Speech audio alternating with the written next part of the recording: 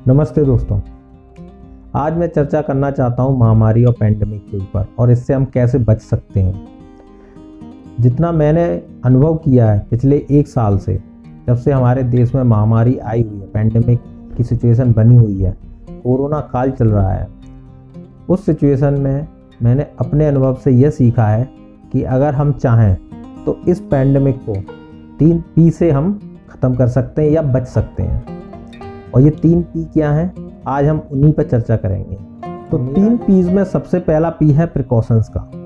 तो जैसा कि आप लोग जानते हैं कि हमारे न्यूज़पेपर, टीवी, न्यूज़ चैनल और सरकार के द्वारा कई एडवर्टीजमेंट हुए हैं और उन्होंने कई तरह से हम लोगों को जागरूक किया है कि हमें किस तरह से इस बीमारी से हम बच सकते हैं। इसके लिए सबसे ज़्यादा उपयोगी है सोशल डिस्टेंसिंग और मास्क अगर हम अच्छी तरह से पहनेंगे और सोशल डिस्टेंसिंग का पालन करेंगे तो हम इस बीमारी को कई हद तक रोक सकते हैं।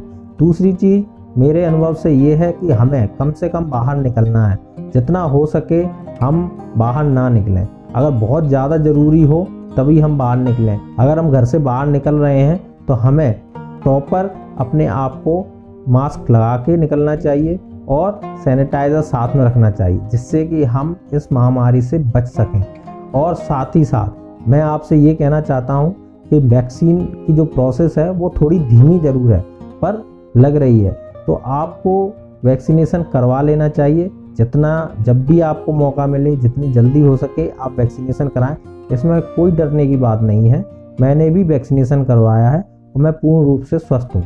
वैक्सीन लगे हुए मुझे आज 2 दिन हो गए हैं और मुझे इससे कोई भी साइड इफ़ेक्ट नज़र नहीं आए। तो इसलिए मेरा सबसे आग्रह है कि आप बहकावे में ना जाएं। और जो लोग ये कहते हैं कि वैक्सीनेशन से कुछ गलत हो रहा है, शरीर में कुछ बदलाव आ रहे हैं या बीमार पड़ रहे हैं, तो वो सब गलत है। मेरे हिसाब से वैक्सीन बहुत ज़्यादा ज़रूरी है आज के समय में। और दूसरी P है प्रिपरेशन की। प्रिपेयर अपने आप को करके रखना चाहिए। जैसे कि आपको पता है कि सरकार द्वारा काफ़ी हद तक बहुत सारी चीज़ें मुहैया करा रही हैं, जैसे गरीब लोगों के लिए राशन, दवाइयाँ और हॉस्पिटल्स में बेड की व्यवस्था, कोविड सेंटर, ऑक्सीजन, सैनिटाइज़र, सारी चीज़ों की व्यवस्था हो रही है।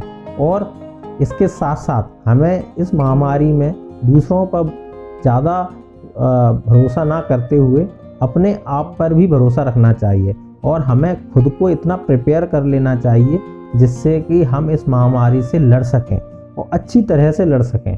इसके लिए हम अपने स्तर पर लोकल एरिया में, अपने कॉलोनी में, अपनी सोसाइटीज़ में थोड़ी बहुत चीज़ों की व्यवस्था कर सकते हैं जो इमरजेंसी के समय में लोगों की मदद कर सके।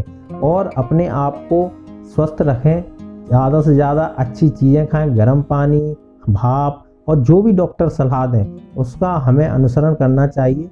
और उसके साथ ही अपने दिन में दिनचर्या को बना लेना चाहिए और जहाँ तक हो योगा करें, एक्सरसाइज करें और अपनी इम्यूनिटी को बढ़ाएं, जिससे कि आप इस बीमारी से लड़ने के लिए सक्षम हो सकें। और इसका अगर आपको असर होता भी है, अगर आप इसके संक्रमण में आ भी जाते हैं, तो इसका असर आपके ऊपर कम हो।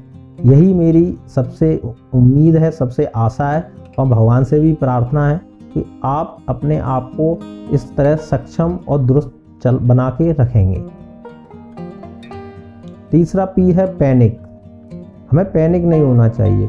अगर कभी खुदा न खास्ता कोई परिवार का सदस्य इस संक्रमण की चपेट में आ जाता है तो हमें पैनिक ना होकर उसकी देखभाल करनी चाहिए। साथ ही साथ हमें भरोसा रखना चाहिए कि यह कोई ऐसी बहुत ज़्यादा खतरनाक बीमारी नहीं है जिसकी वजह से हर आदमी को हॉस्पिटल जाना पड़े।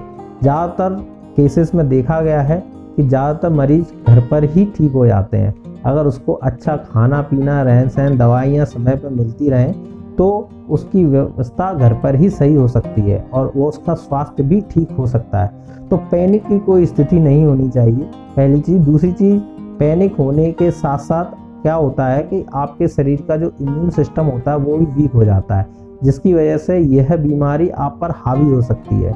तो इस बीमारी को अपने ऊपर हावी ना होने दें और अपने आप में पॉजिटिव एनर्जी को हमेशा जागृत रखें। इसके लिए सबसे बड़ा उपाय ये है कि नेगेटिव जो भी न्यूज़ हैं जो भी इंफॉर्मेशन है उससे दूरी बना के रखें। आजकल न्यूज़ चैनल्स, न्यूज़पेपर में हर जगह यही चीज़ आ रही है कि ये जा रहा है, इतने केसेस बढ़ रहे हैं, इतने लोग मर रहे हैं। इन सब चीज़ों से थोड़े दिनों के लिए अपने आप को दूर कर लें। इससे क्या होगा, जो भी इसका असर है आपके मन पे वो ख़त्म हो जाएगा और आपके अंदर एक नई जागृति, नया पॉजिटिव एनर्जी का उद्गम होगा, जो कि एक बहुत बड़ी बात है इस बीमारी से लड़ने के लिए। और ये मैंने कई दोस्तों से जिनको कोविड हुआ उनके अनुभव से मैं बता रहा हूँ कि उनके अंदर जो विल पावर थी उसके सपोर्ट से वो बहुत अच्छे से और जल्दी ठीक हो गए। तो कभी भी पैनिक ना बने।